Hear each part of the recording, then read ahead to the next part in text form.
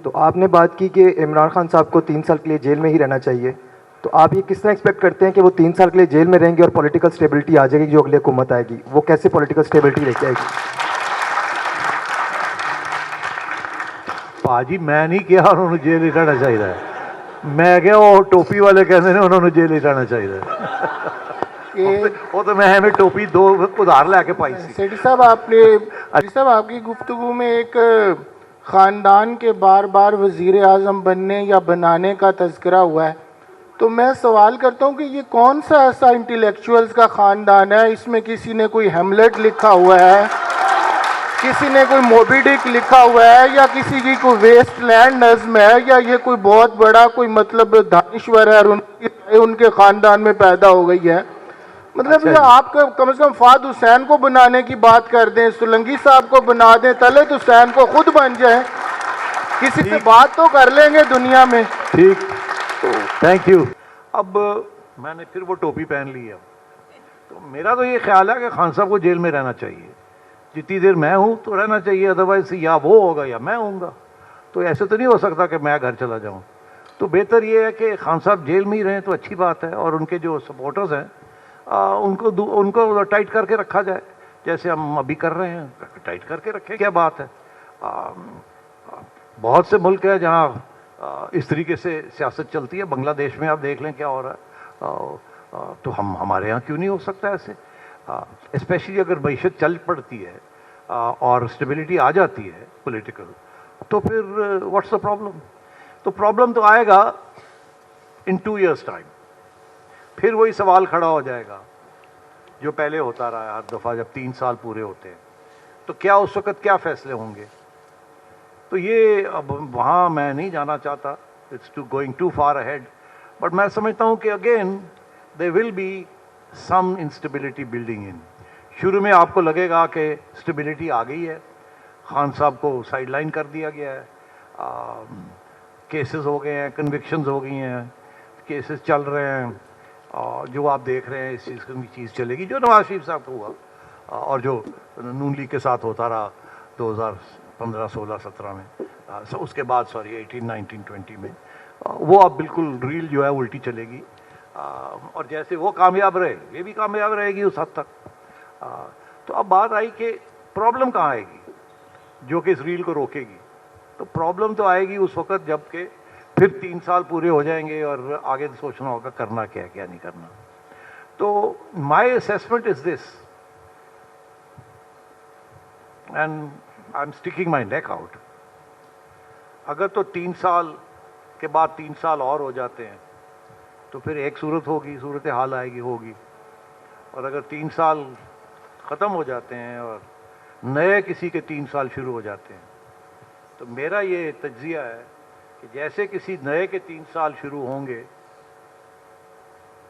تو پھر خان صاحب، عمران خان صاحب کا ستارہ پھر چڑھے گا اوپر، کیونکہ اتنی بڑی سیاسی جماعت، اتنی اس کے پیشنٹ فالوورز، وہ اکوموڈیٹ ہوں یا نہ ہوں وایا دی الیکٹرل سسٹم، ایک سینٹیمنٹ تو ہے باہر، ایک پیشنٹ سینٹیمنٹ ہے، وہ کسی نہ کسی سٹیج پہ تو اس کو چینل کرنا ہی پڑے گا، اس کو ایکسیپٹ کرنا پڑے گا، وہ رکا رہے گا، سویا رہے گا، دھمکی سے بیٹھا رہے گا، مگر کسی نہ کسی سٹیج پہ وہ پھر ابھرے گا اور اس کو اکوموڈیٹ کرنا پڑے گا۔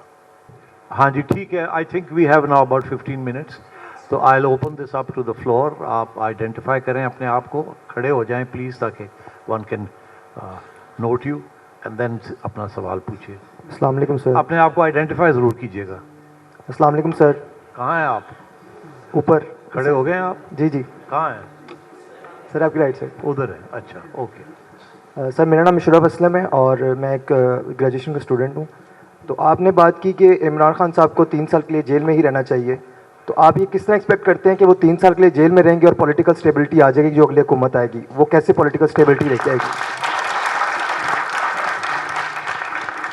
پاجی میں نہیں کیا انہوں نے جیل ہی رہنا چاہیے، میں کیا وہ ٹوپی والے کہتے ہیں انہوں نے جیل ہی رہنا چاہیے، وہ تو میں ہمیں ٹوپی دو ادھار لے کے پائی سی۔ سیٹھی صاحب آپ نے اچھا لیٹ می آنسر، ایک سیکنڈ تو پورا جواب بھی دینے دے۔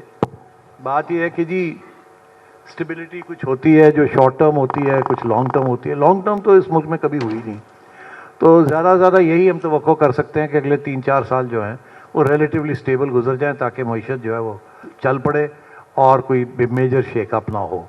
तो मेरा ये तज्जिया था कि द पावर्स दैट बी, उनका कोई इरादा नहीं है इस वक्त खान साहब को आज़ाद करने का, और अगर यही सूरत हाल रही तो फिर 3-4 साल स्टेबिलिटी उनको मिल जाएगी, ये मेरा कहना था।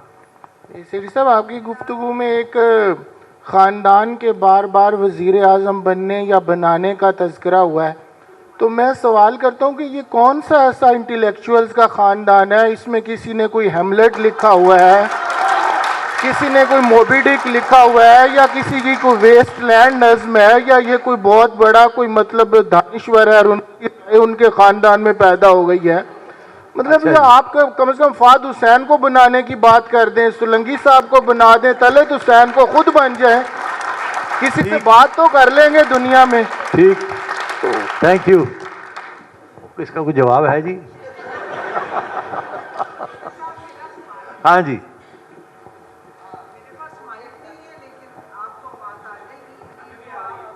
माइक ले लें। किसी को अपने अमल का जवाब क्या देते? सवाल सारे गलत थे, जवाब क्या देते? हाँ जी,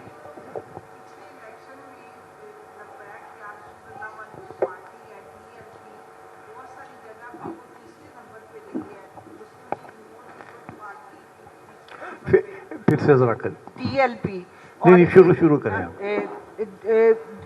पिछले इलेक्शन में बहुत सारे हलकों में टीएलपी जो यहाँ पे ये जो एक्सट्रीमिस्ट फाशिस्ट एक ग्रुप है वो तीसरे नंबर पे लोगों ने उन्हें वोट दिया, और फिर एस्टैब्लिशमेंट ने एक और पार्टी यहाँ पंजाब में बनाई थी, वो हाफिज सईद की पार्टी मिली मुस्लिम लीग।